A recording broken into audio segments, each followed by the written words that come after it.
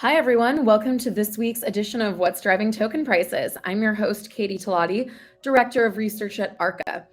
For those of us joining for the first time, I'm responsible for identifying and analyzing digital asset and blockchain opportunities for Arca's funds. As part of our research, my team and I examine token prices and the market events that act as catalysts for price change. Based on our research and market events over the past week, here are some notable token price movements and what we think drove those moves.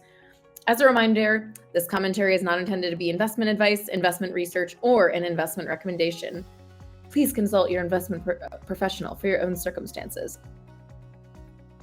All right, everyone, let's get started with this week. So first up, we have Velodrome Finance, or Velo Token. So Velodrome Finance, it's a decentralized exchange on layer 2 protocol optimism. They released a post-mortem on a possible hack that occurred a few weeks ago. So an investigation revealed that $350,000 was stolen and has now been recovered from team wallets. Allegedly, the funds were stolen by an employee by the name of Gabagool. Wow, I really tripped over that one. Gabagool. The pseudonymous developer announced via Twitter that he stole the funds to recoup losses he suffered during the market crash earlier this year, i.e. he over-leveraged his personal account and decided to steal funds from his employer.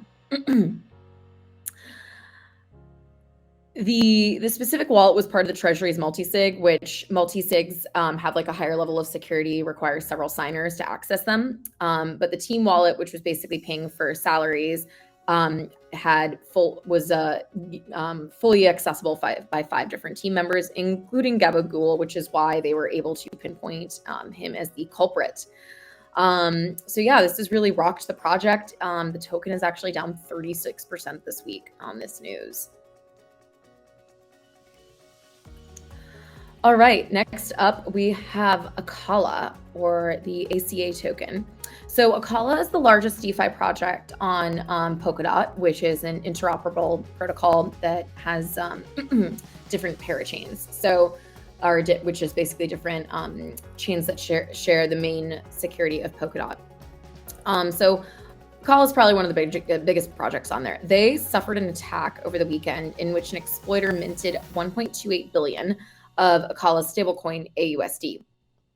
So several individuals were basically able to exploit this newly launched liquidity pool, which contained Bitcoin and AUSD.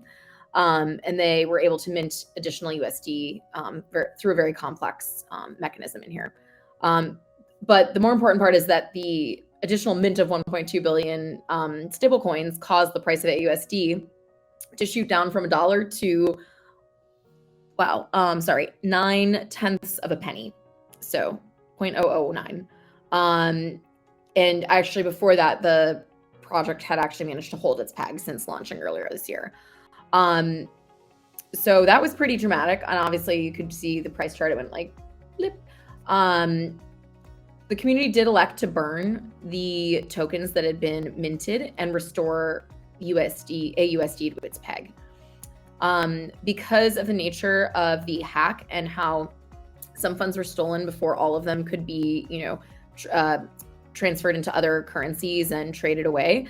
The online estimates basically think that the hacker got away with anywhere from $0 to about $10 million in value, but unable to really determine the exact amount. Acala, despite this, is down 20% on the week. Next up, we have Splinterlands and its governance token SPS.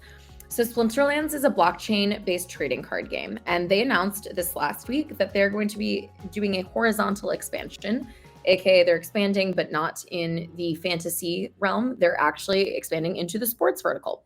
So they're going to be launching something called Genesis League Soccer, and they're partnering with Major League Soccer Players Association in order to further this partnership. So the partnership, but basically There's going to now be 2 trading card games, one for soccer and one for the fantasy game that Splinterlands has created. And then the SPS token is still going to be the governance token of both. So really great because it's expanding the market opportunity for Splinterlands, not just people who want to play fantasy card games, but those who are wanting to play sports card games. And so this is definitely a great opportunity for them to expand.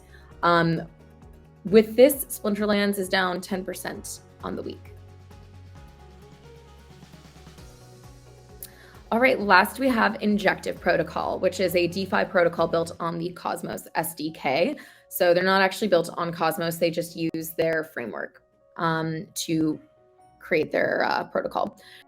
So Injective last week announced a fresh $40 million round of funding led by Jump Crypto and BH Digital, which is Brevin Howard's crypto arm if you have not been paying as much attention.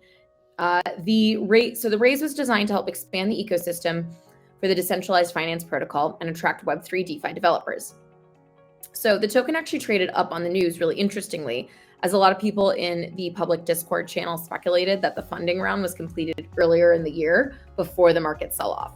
And so a lot of people were positing that potentially the price that tokens were sold at was at a significant premium to the current price, which caused the INJ token to trade up much higher. At one point, the token was actually up 30% and has since corrected. It is now only up 4.6% for the week. That's all I have for you guys this week. Thanks for joining. I hope you enjoyed our insights. Tune in here again next Wednesday at 1 p.m. Pacific to hear what's driving token prices.